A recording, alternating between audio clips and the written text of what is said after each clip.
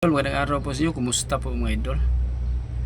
Welcome to my YouTube channel, Miltic Romero TV, at ang ating mga kababayan na nanood dito sa Pilipinas at ang ating mga kababayan na nasa ibang bansa, lalo na po ang nakatira na sa ibang bansa, at ang mga OFW, kumusta? At ang mga Peking Koreana supporters, kumusta po? At ang PB Team po supporters, kumusta? Lalo na po ang supporters ni Krishna at ni Sir Paul, mga idol, no? Ni Puging Bihero. Kumusta po kayo? Magandang araw sa inyo.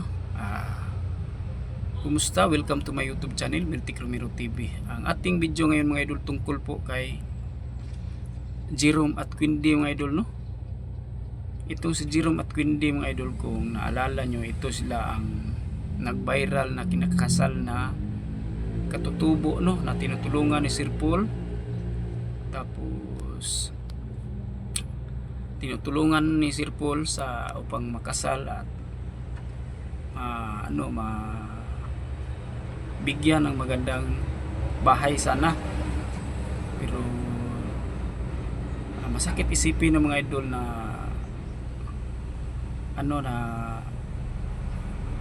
naghiwalay sila, no? Nakita natin sa vlog ni Sir Paul na naghiwalay sila. Itong mga klase na paghiwalay na to ay hindi po inasahan, kasi sabi ni Sir Paul may surprise pa sana sila kay Quindy at ni Jerome. So itong kasalan sa katutubo, mga idol, ay kung nakikita natin sa nakalipas na kanilang seremonyas ay parang sa tradisyon lang nila na kinasal bilang katutubo. So wala po siyang, hindi katulad sa atin magkasal na may seremonya sa simbahan, tapos may basbas ng pari o may basbas ng pastor, kung ano man ang reliyon, ay doon tayo ikakasal. Sila po ay ang magkakasal sa kanila yung kanila mga dato, no? Dato nila, yung sa mga leader ng kanilang mga tribo, yon ang isa sa witness sa kanilang kasalan. Yon lang po ang paraan sa pagkakasal nila. So sayang, mga idol, no, na humantong sa ganun, na humantong sa hiwalayan na napakaaga, kasi wala pa yatang isang buwan kinakasal sila. Wala pa yatang isang buwan na nagsasama sila, pero nauwi agad sa hiwalayan. So ang mga fans naman, kasi may mga na po ito sila, may mga followers, may mga na nanonood na sa kanilang mga teleserye, sa kanilang mga vlog, kasi pinuko si Sir Paul sa pag-vlog sa kanila para makatulong, makagawa po ng magandang bahay para sana sa kanila. So si Sir Paul, mga idol, ay nasaktan. Parang nanumbalik daw ang kanyang nangyari, na nasaktan siya. Wala namang hindi nasaktan, tayo ang mga fans na nanonood. Parang nadismaya tayo, no, kasi nakaabang tayo pag may bagong video itong si Jerome at si Quindy, diba? So biglaan lang po ang kanilang hiwalayan. So na-surprise po tayo. Katulad din ang sinasabi ni Sir Paul, nasaktan siya, lalot na po ang mga manonood, kasi nasaktan din tayo, kasi parang napukaw na naman, na recall na naman po natin yung nangyari kay Sir Paul at Krishna.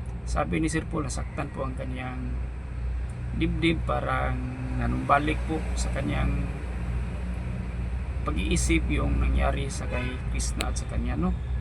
Pero hindi niya inimensyon, pero halatang pinahiwatig niya ang nakaraan sa kanila. So sayang, mga idol, na bago pa po sila sa vlog, bago pa po na vlog ni Sir Paul, ay parang hirap sa buhay sila. Pero ngayon sana na may future na po sila ni Sir Paul, na i-focus na po natulungan na po sila, parang gumagaan sana ang kanilang buhay, no? Na-future na po sila ng focus si Sir Paul, na vlog po sila. Maraming views, maraming nakaabang na sana sa kanila po. Pero ganyan talaga ang buhay mga idol, no? Napakasayang, so hindi natin maisahan kanilang pagsasama na maikli ay mahantong sa ganitong hiwalayan, no? So katulad lang po kay Krishna at Sir Paul noon na ilang buwan lang, hindi po siya abot ng 6 months, ilang buwan lang, mga 2 buwan yata ang tinagal sa kanilang relasyon. So na-recall na naman po ni Sir Paul ang nangyari sa kanya. Sabi niya nasaktan din siya, parang nanumbalik ang nakaraan, pero wala tayong magawa kasi nakasubaybay lang po tayo, hindi po tayo ang nagdala sa kanila sarili, no? May sarili na po sila pag-iisip na makadesisyon po sila ng tama. So sana po ay ma-resolve po ni Sir Paul. Alam naman po natin na ito si Sir Paul ay master of resolution, no? Master of resolve ito si Sir Paul, kasi napakataba ng kanyang utak, marunong siyang napaka-genius niya, marunong siyang mag-adjust, marunong siyang makiusap. So sana po ma-resolve po ito ni Sir Paul ang ganitong mga sitwasyon, kasi sayang po, marami na pong nakasubaybay, marami na pong nakapalo na mga viewers na sana ay makatulong sana sa kanila sa kanilang pamumuhay. Kasi pag maraming opportunity ang dumating po, pag hindi po nila isayang ang dumating po sa kanilang buhay, dapat po ay i-grab po nila. So sayang lang po na hindi po naisip nila ng mabuti, na napakasayang po na maghiwalay sila, kasi maraming opportunity sana na dumating po sa kanilang buhay. Sana po ma-resolve po ito ni Sir Paul, kasi si Sir Paul ay subok na sa mga ganyan na mga problema, kasi marami na po siyang pinagdaanan ng mga ganon. Tagal na po siyang vlogger. Sana po ma-resolve po niya, no? Tayong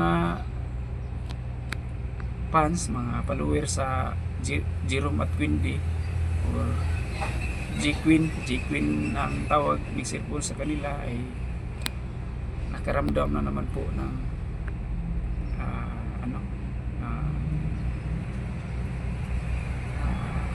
kirot sa ating damdamin, no? Sa ating puso, na akala naman po natin ay may mag-success na po na bagong pero ito ang nangyari, biglaan po. Yun lang po mga idol, no? Sana po subscribe kayo sa aking channel. Sana po suportahan nyo ang aking channel. Maraming salamat po. God bless po.